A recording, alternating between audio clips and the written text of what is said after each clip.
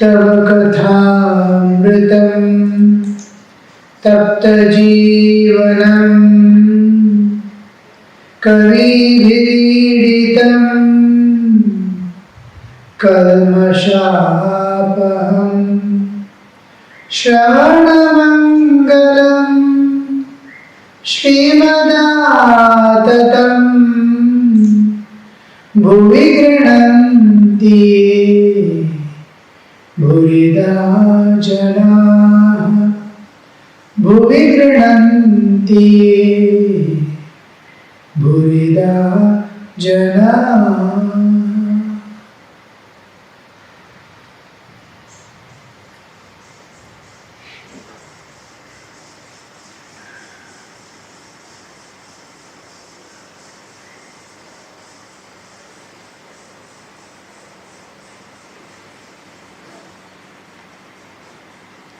How the sages of the ancient time realized God, realized Brahman, the absolute existence, by withdrawing themselves from the senses.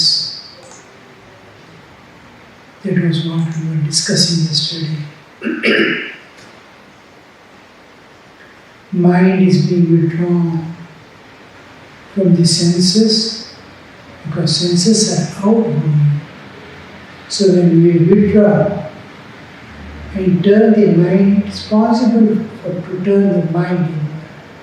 The moment the mind is turned inward and we start diving within, all the senses follow the mind. And mind itself later on gets dissolved in the intellect, buddhi. Indriyas follow the mind when mind is turned inward. And when mind is turned outward, the senses also remain turned outward to perceive the external world. So, mind is the most important part in our existence. If it attached to the world and worldly enjoyments, being driven by the old vasanas, the past momentum, then it becomes difficult. Through prayer, constant vigilance, viveka, discrimination between the nitya and anitya, all these, seeing the names and glories of God, loudly, that I must be able to hear my own voice, repeating the mantra, and all these vasanas are subdued. New vasanas turning to the divine are cultivated. All the time, slowly, our awareness which is independent of mind, prajna, manas is mind, prajna is awareness. You see, prajna, we see the God is getting filled instead of the world. So when by constant these things, repeated spiritual practices, without gap, one after the other, if I get tired of doing japa, immediately sit for the puja, listen to bhajans, one or the other keep it engaged, and your link with the divine doesn't break any moment. Then you will see that awareness, which was always covered with the except spiritual entities, spiritual matter, nothing can enter the prajna, but it covers the prajna. Suppose I have some engagements in the world, or I have got to go to school or something, or college, or somebody is in hospital. My awareness is always filled with that. But it is superimposition, like dust falling on a mirror. They cannot enter inside the prajna, awareness, become one with the awareness. But spiritual matters regarding God, divine, spiritual life, all these things enter inside the prajna. So when something is entering inside and projecting out, then the upper layer which is filled with the world and worldly duties and responsibilities or emergencies will slowly, like falling of the dust or withering of the leaves in winter, like that the upper dust, awareness, worldly awareness slowly dwindles. And inner awareness, the awareness is filled with the divine, most part. Now and then, small things can be get engaged. Next moment, we are again in the divine. It is in this moment that mind can be turned inward and you can dive with it. The mind gets detached from the senses and their objects. So when mind is detached from the senses, it is free to turn inward. And awareness of the divine makes me calmly and joyfully dive with it, sink with it, and go across one by one layer of my existence. Annamaya, Pranamaya, Manomaya, Vijnanamaya, Anandamaya, and reach my own subjective ultimate, the Atman. So this is how the Rishi Munis went inward. Sri Ramakrishna says they kept their minds aloof from the objects of sight, hearing, touch and other things of the worldly nature. Only thus did they realize Brahman as their own inner consciousness. Because when they turn inward and start going beyond one by one layers of my existence, covering the existence, the sheets covering myself, ultimately I reach the self, the innermost consciousness, the inner their own inner consciousness. Only thus did they realize Brahman, the Absolute. How did it? The 10th door. We have 9 doors turned to outer world, and one door is there within, which is open to the Absolute. When I turn inward and cross one by one, last little door, which is like a funnel, expanding funnel, it opens into the. It is when I think of or say about regarding the chakras, one by one chakra, the higher and higher levels of consciousness goes on expanding. At Mooladhara, the consciousness which is at 1/4 and the material world is 3/4. Slowly, as I go to higher and higher levels of consciousness, suppose I come to the heart or Anahata chakra, then nearly 50% of the consciousness is available.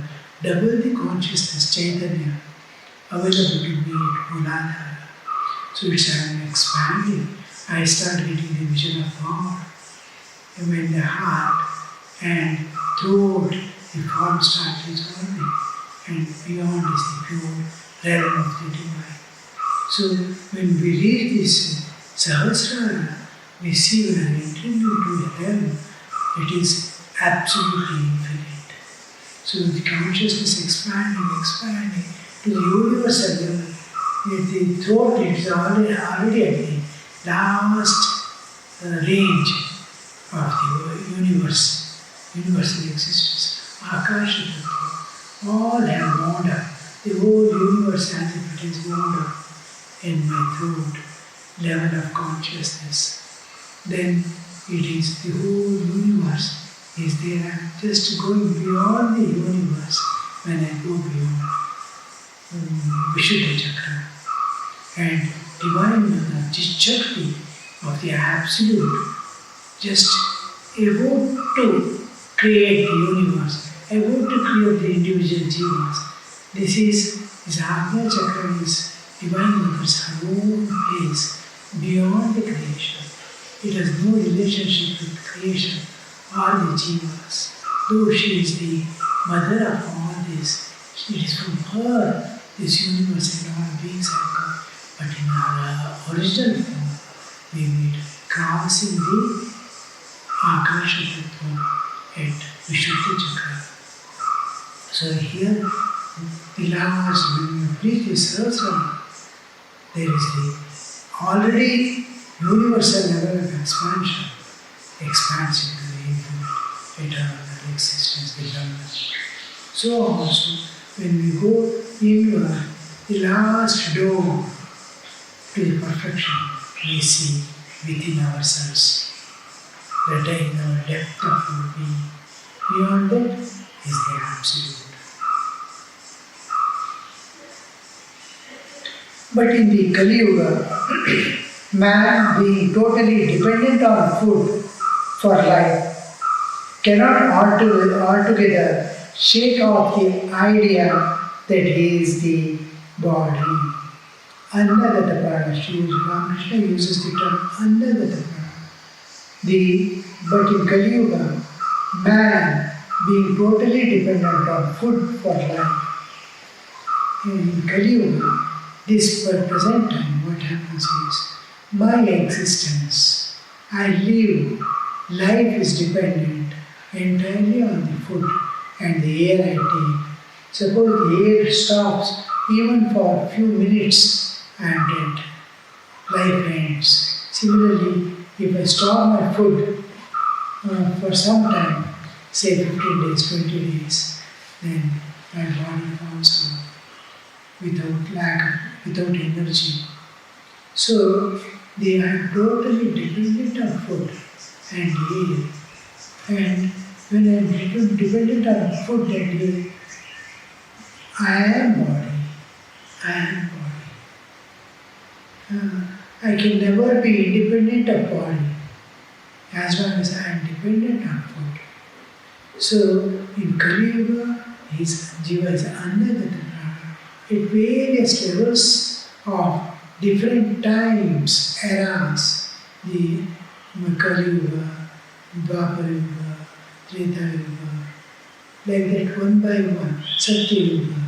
Each period, the awareness dwells at a different level.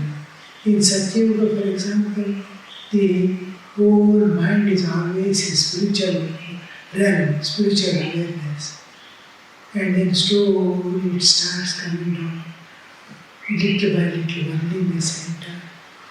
The mind naturally, just like from summer or winter, as the temperature goes up, we move towards the summer. Similarly, there is a decline in the spiritual awareness and worldly awareness slowly goes on increasing. Like 4 seasons coming, 4 yugas coming with respect to our awarenesses, individual awarenesses. So collectively, it becomes human collective existence. So the whole world as if it is getting dipped in worldliness. Slowly, from spiritual awareness, it is coming down to the intellectual awareness. From intellectual awareness, it comes to the psychic existence. From psychic to the bodily existence in Kali Yuga.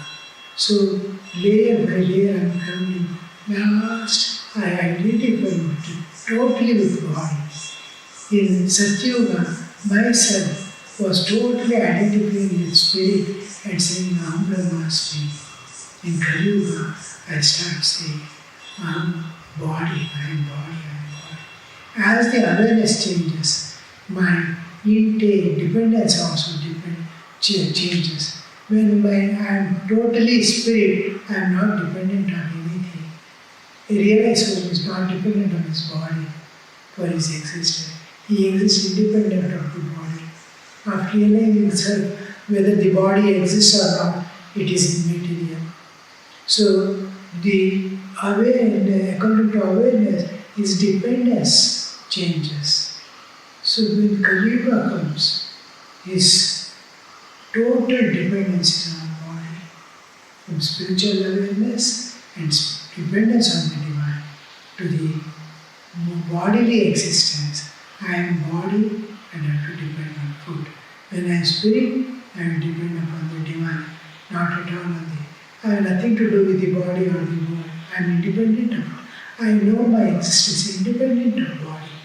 Now, I don't know in my existence independent of body because my consciousness has come down to the body level. So I being body, how can I say I am Brahman? Because the dependence on food indicates what you are. Again you see slowly your dependence changes. The clinging to the body, the abhinivesha, slowly.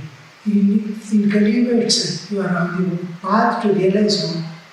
Slowly, you are understanding that I am not body, I am not body. Monobuddhi, ahankara, chittanina.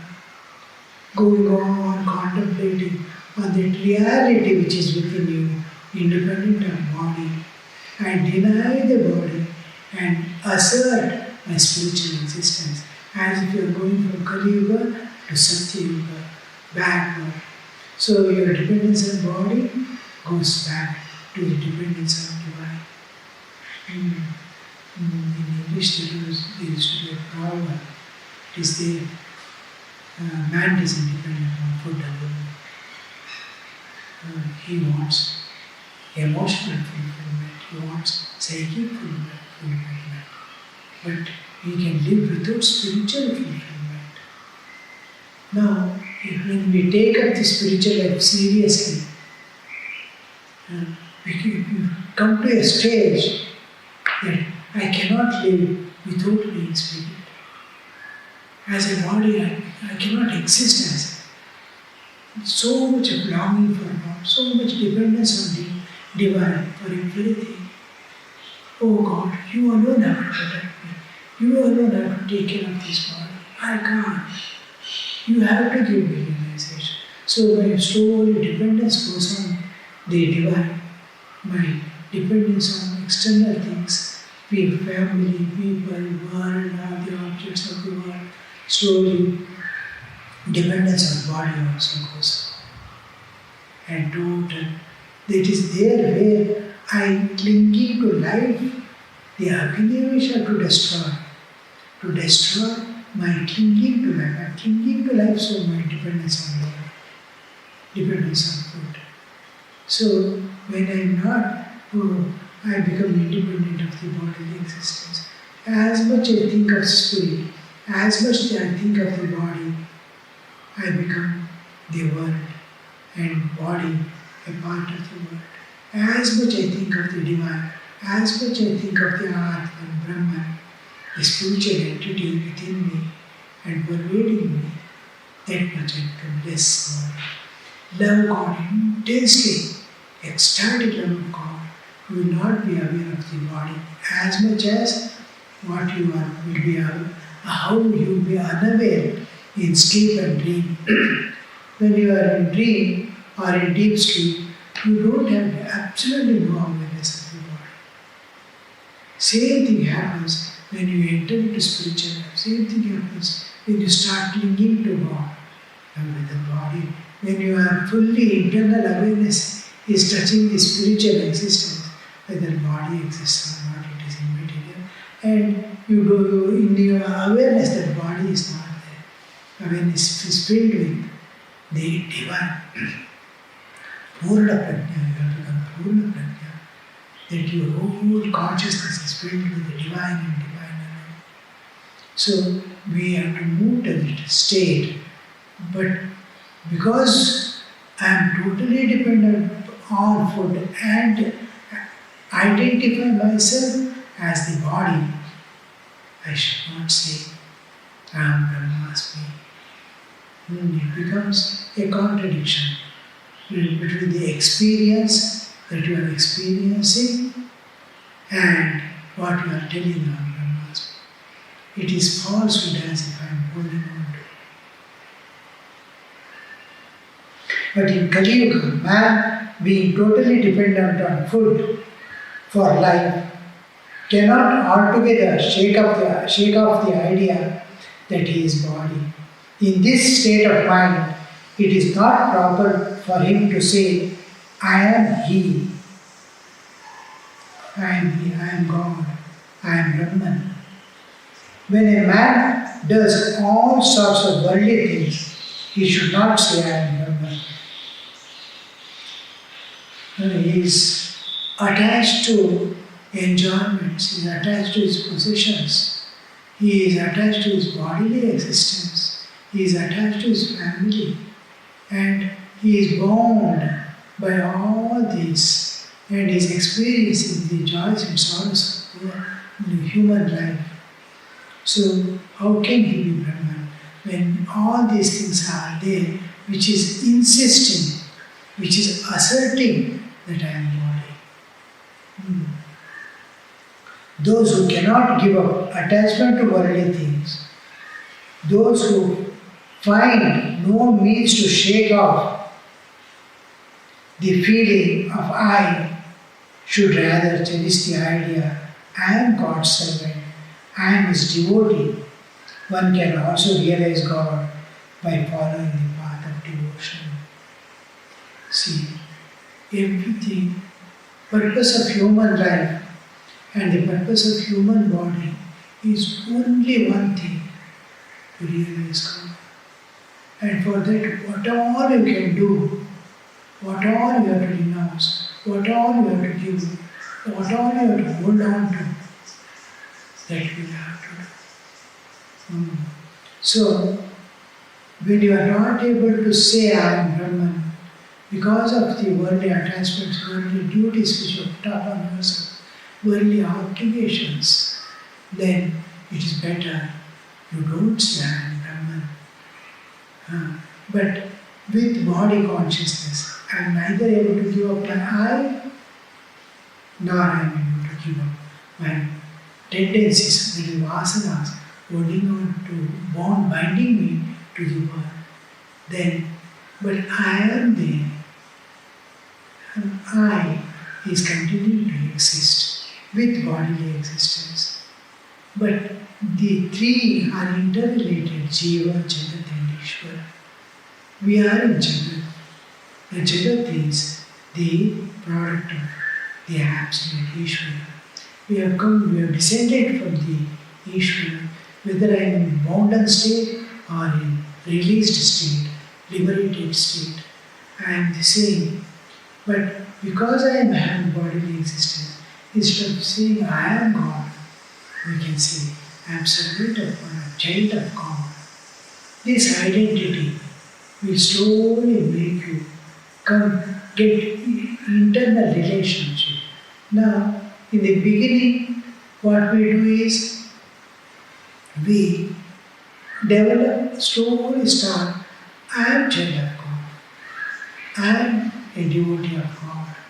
Then God and I, we are trying to build up a relationship. First thing is Parichaya. I am going to be getting introduced through scriptures and all in the houses when the child is born.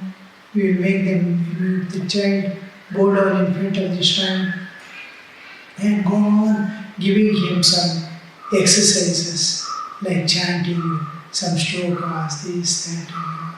He is slowly bringing him in understanding of an entity called God existing, who is managing our life, who is managing the universe. That much. But all this knowledge and experience that the child gets is external only. When one spiritual practice one starts and says, I am the child of God, it is internal awareness, internally understanding. It is not the child's understanding of external world and external relationship with God as external thing. Just like I am going to a school, I am a student, I don't feel intimately related forever with the school or the teachers. I know in the heart of heart I have to finish my education and go away. But with respect to my home, though it is not in my name, where I am going to stay with the parents and all that, I will have the tendency to hold on internally that this belongs to me. As long as I am alive, or beyond it even, I don't put the limit, but I belong to this. I belong to these people. These people belong to me for all times to come. But in case of school and literature, oh. So like that, first when the child understands of God, it becomes like school and child. Now it is not like that. He and his family, what kind of relationship he had with family and what kind of relationship he had with the school. Look at the difference. I am going just to school and coming only. I belong to my mother, father. They belong to me. That kind of internal relationship starts building up. When I start saying, I am child of God. I am coming from understanding to build up a relationship with God. I had a relationship like school and child, or teacher and child, which is going to end within a. I never care to make him my own. I belong to him forever. To the extent whole world disappears from my awareness. Whole bodily existence starts disappearing from my awareness. So when this logging is possible, internal level of internal relationship with God. So it is as good as saying, I am Brahmasmi. I belong to the Lord. The moment I start deeper and deeper layers of my being, I start relating myself totally with the God. The world starts moving away from me. Just like more and more I enter into sleep, the world slowly disappears from my awareness. I am entering into a different state of existence.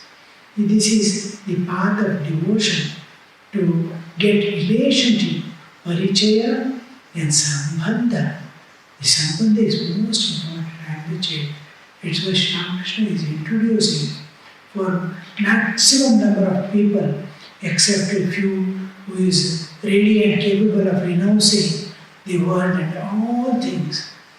Unconsciously in the depths of being, I, mine and for me will remain.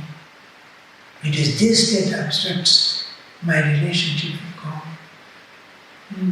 So we find it difficult. Whatever I do, I don't progress in spiritual. I don't progress in spiritual.